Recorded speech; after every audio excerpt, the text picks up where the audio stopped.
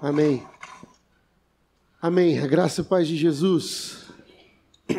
E já eu peço desculpa pela minha voz. Nós tivemos ontem o encerramento das atividades dos adolescentes e pré-adolescentes. Então vocês imaginam o porquê que a minha voz não está muito legal. Muito bem. Nós estamos falando sobre o advento de Natal. Nós estamos falando sobre esse período de esperas, esse período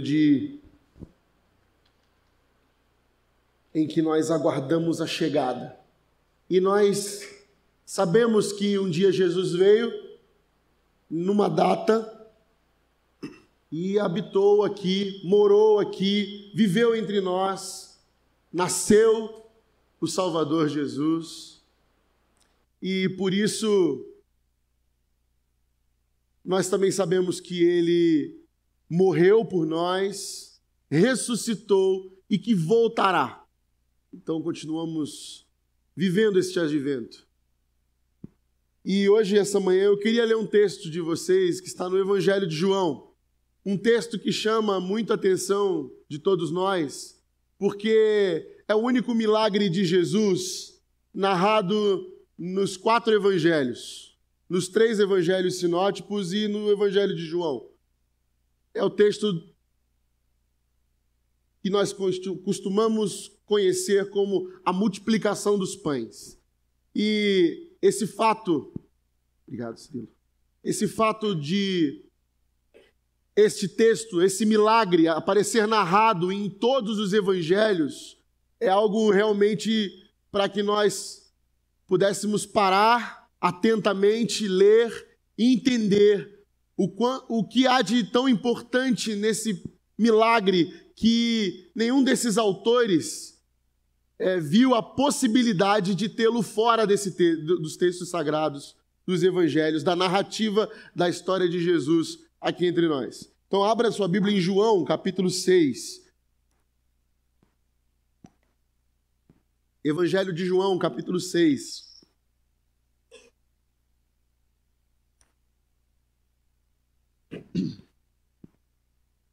João 6, eu leio o versículo 11. Diz assim a palavra de Deus: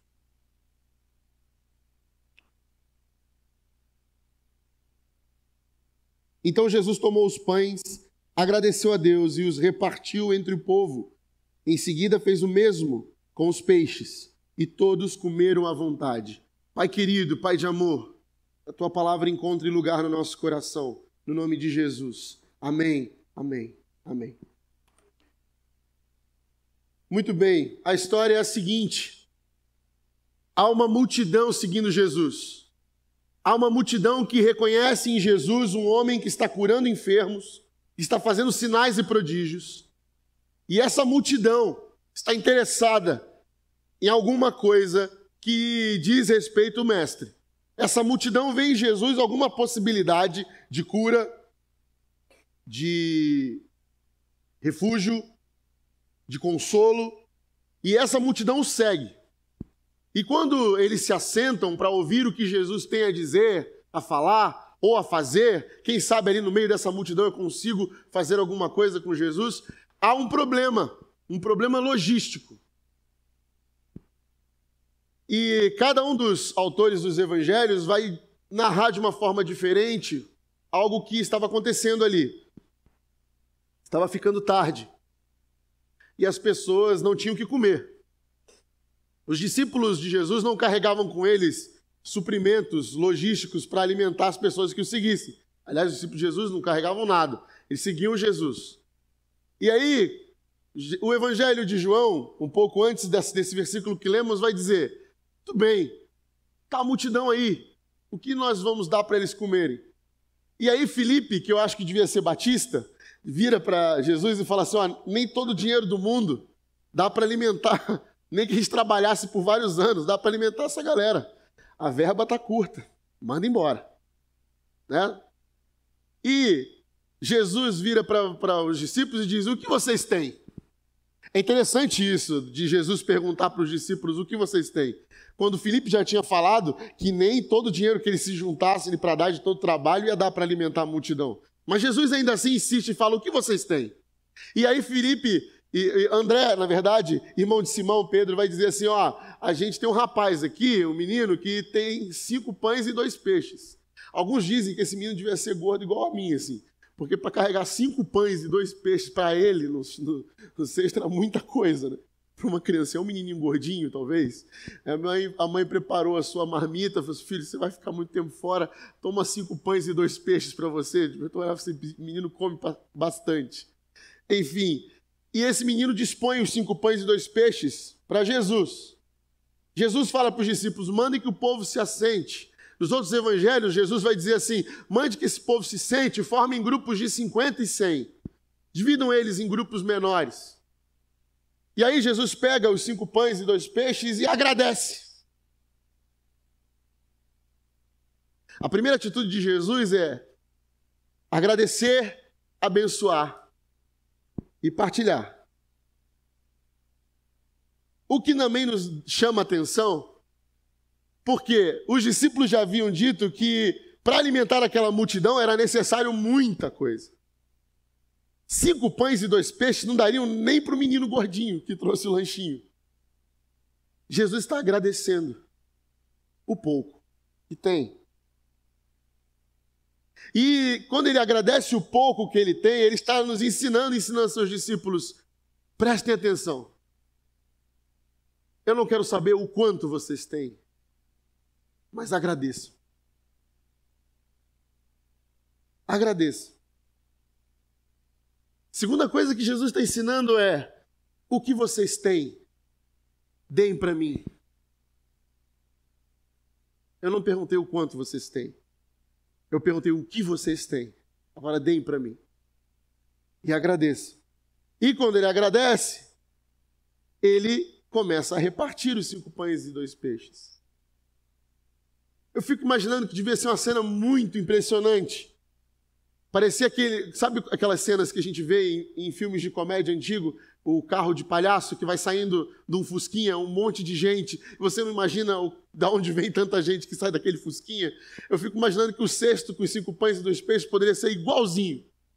Vai tirando cestos e mais cestos de pães e peixes e partilhando com toda a multidão. E toda a multidão é alimentada. Ficam satisfeitos. E no final, sobram quantos cestos? 12 cestos.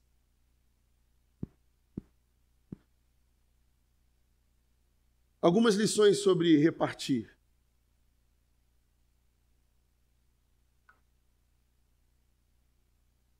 Eu, como pastor, Deus dá o privilégio para a gente de liderar e ensinar a comunidade de fé que conhece Jesus na direção da subversão.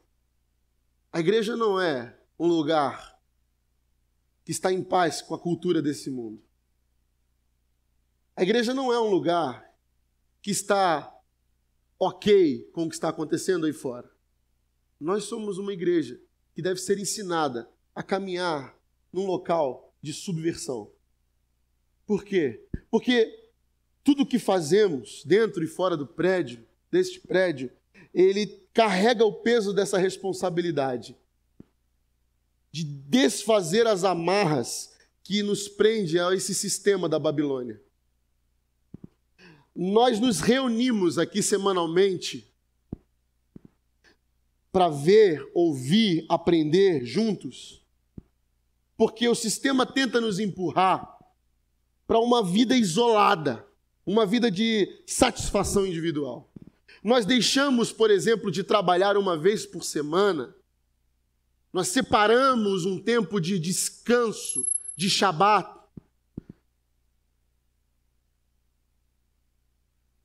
porque o sistema tenta nos convencer de que ganhar, comprar e vender é o ápice da experiência humana. Então nós dizemos assim, não é o dinheiro que manda na nossa agenda.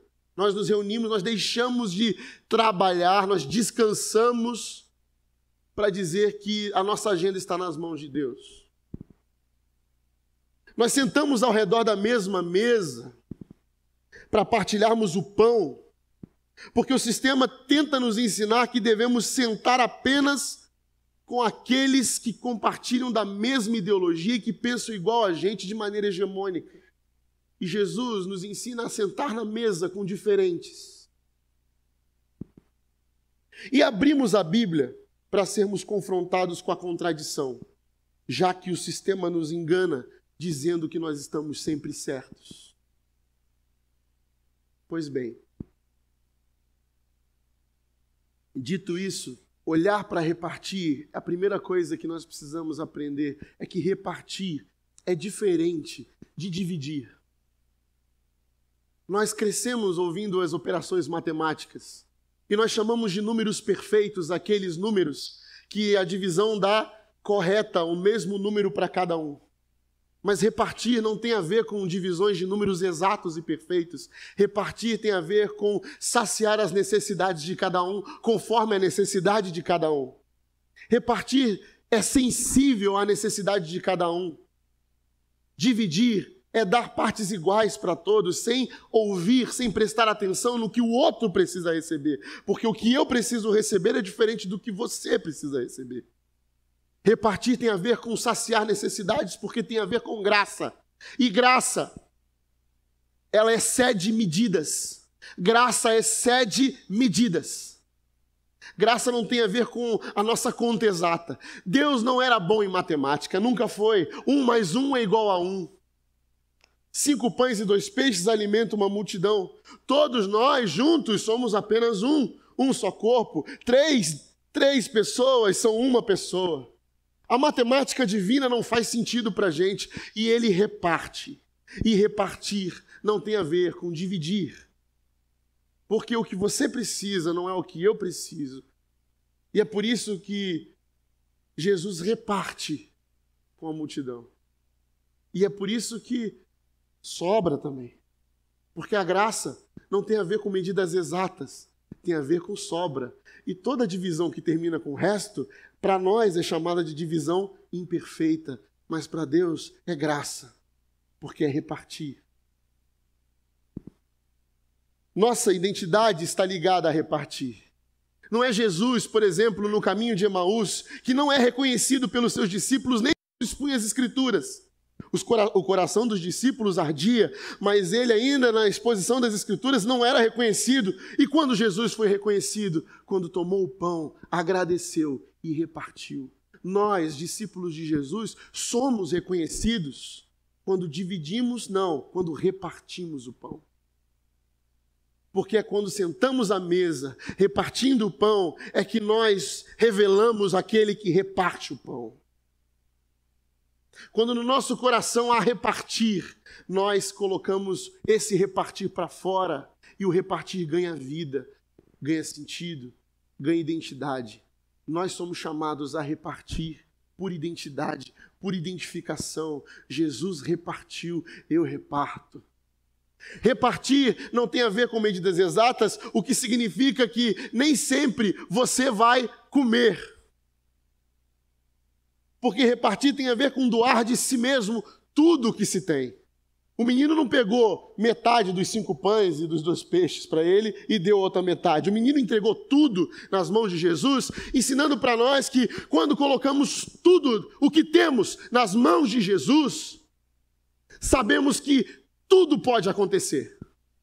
Sabemos que todo milagre é possível. Sabemos que não existe mãos melhores para cuidar do que somos, do que temos, do que a mão do Mestre Jesus. Porque é quando consagramos a Ele tudo o que temos, é que sabemos que tudo o que temos está na mão daquele que tudo provê. Não existe mãos melhores para cuidar de tudo o que temos. Se retemos uma metade e damos outra, nós estamos sendo pessoas que dividem e não que repartem. Repartir é colocar tudo. E comer talvez. E talvez ficar com algo para você. Porque repartir é sacrifício. Repartir tem a ver com sacrifício. não é sobre o que temos ou quanto temos para entregar, mas sim sobre o que somos. Se entregarmos tudo o que temos para Jesus, todos teremos mais do que o suficiente, do que o necessário.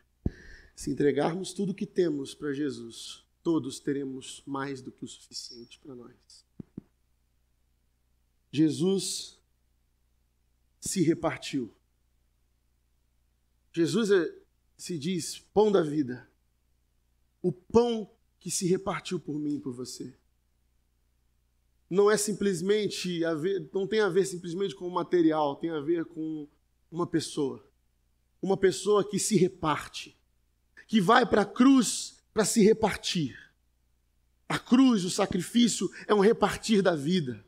E toda vez que eu reparto a vida, a morte perde. A morte perde. Porque é quando repartimos vida, é que geramos vida.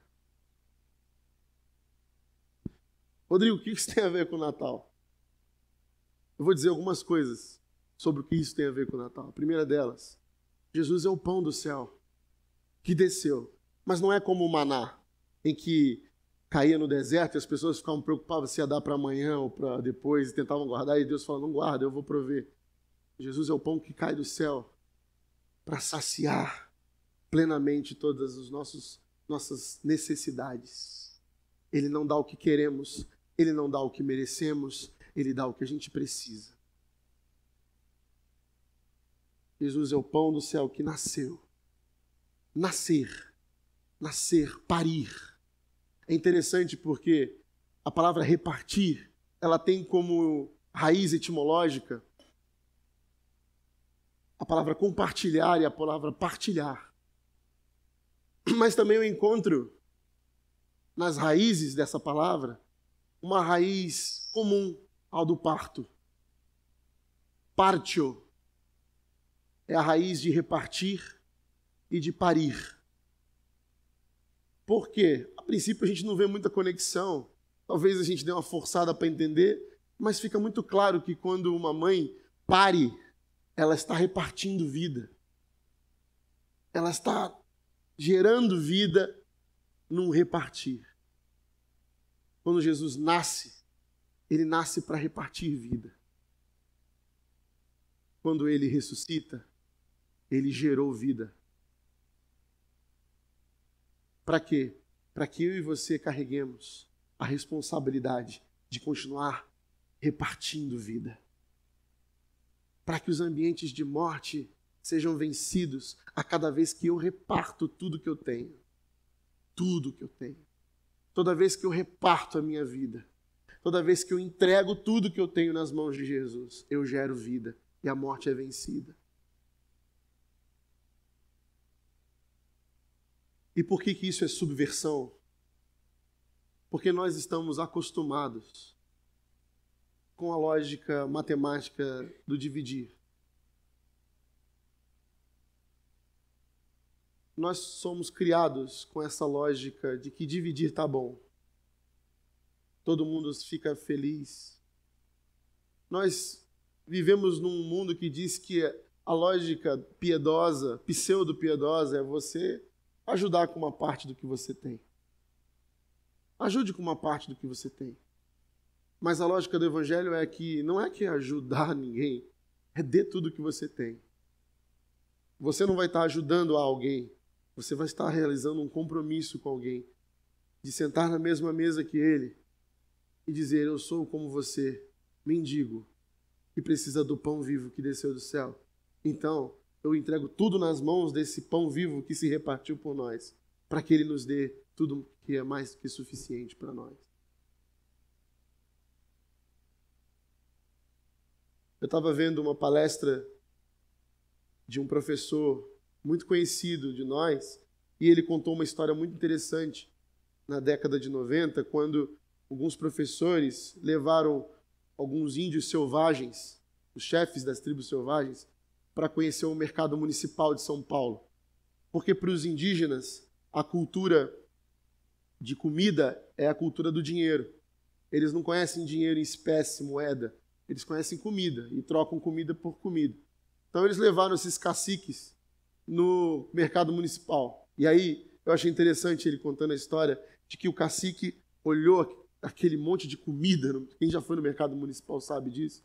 É comida para todo lado. E eles ficaram como se a gente estivesse entrando num banco central, assim, com dinheiro, ouro para todo lado. Eles ficaram, o que é isso? O que é isso aqui?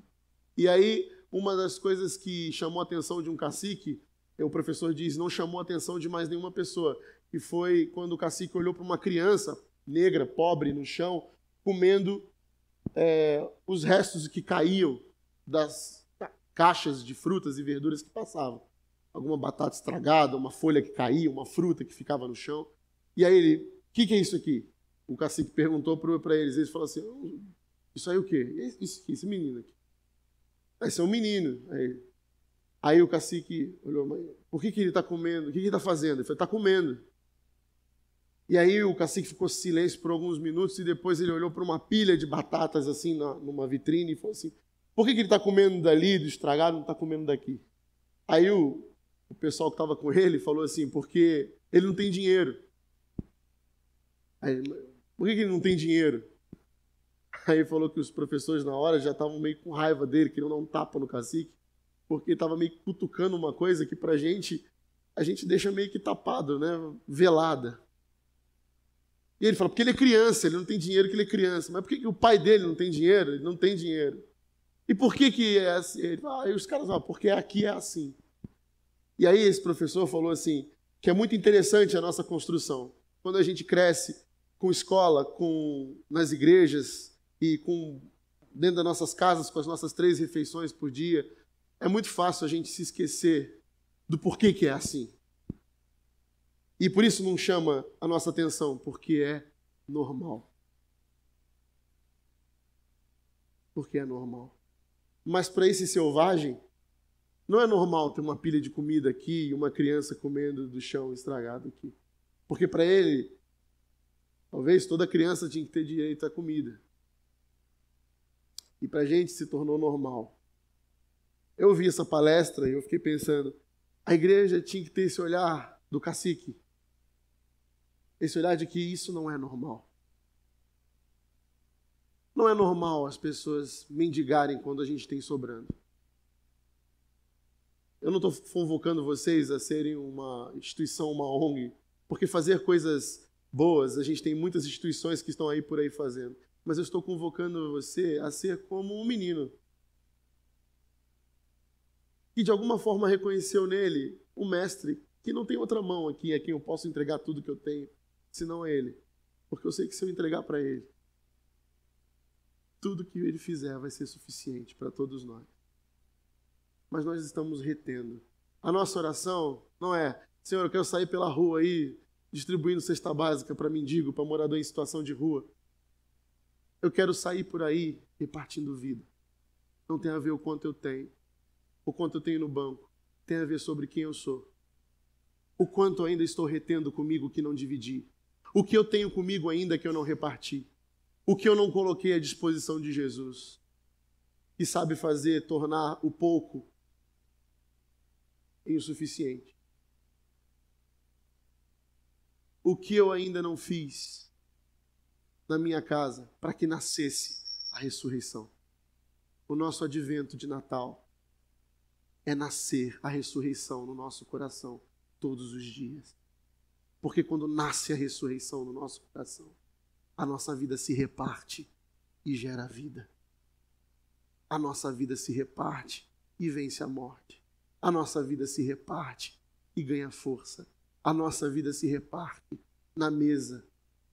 E quando nos colocamos na mesa, Jesus ensina também isso. Há uma multidão de mais de 5.000 pessoas, 5.000 eram os homens. Mas Jesus manda, se dividam em grupos. Por quê? Porque logisticamente é mais fácil distribuir? Sim, é mais fácil distribuir logisticamente. Mas também porque é importante que vocês se olhem nos olhos.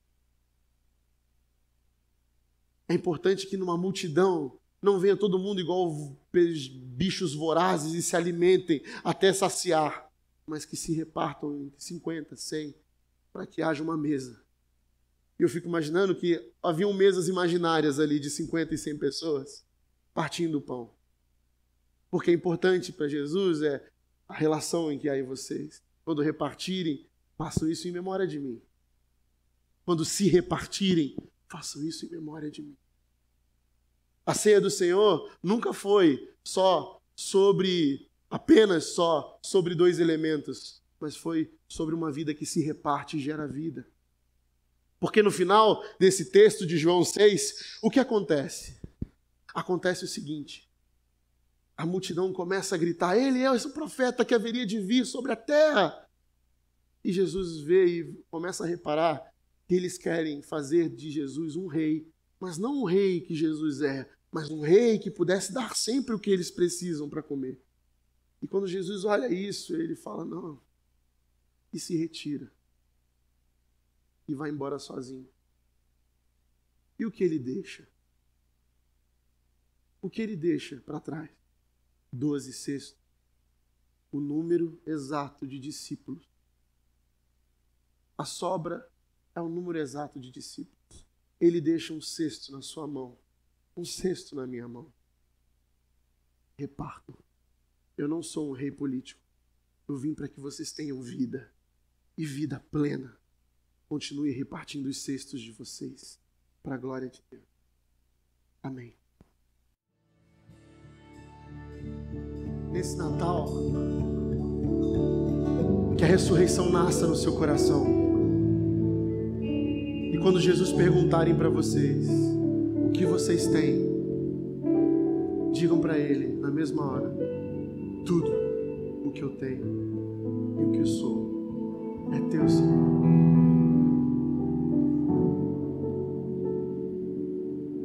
Deixa que a vida reparta e vença a morte. Agostinho fala assim: feriste-me, Senhor, com a tua palavra.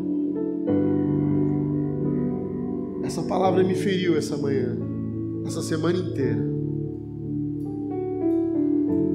E que ela fira o teu coração também, para que haja parto do Cristo vivo e ressurreto no meio da comunidade subversiva de Jesus de Nazaré, para que a vida se multiplique e entre em rastro e lastros de morte e redima da morte para a vida tudo aquilo que o sistema corrompeu e foi corrompido pelo pecado do nosso coração. Seja banido em nome de Jesus, para que o Natal aconteça na nossa casa, no teu coração, mas não um Natal do presépio de Belém, o Natal da ressurreição de um Cristo vivo que voltará e encontrará a tua igreja subversiva a um sistema pecaminoso que diz para você que você está sozinho e que você tem que satisfazer só você.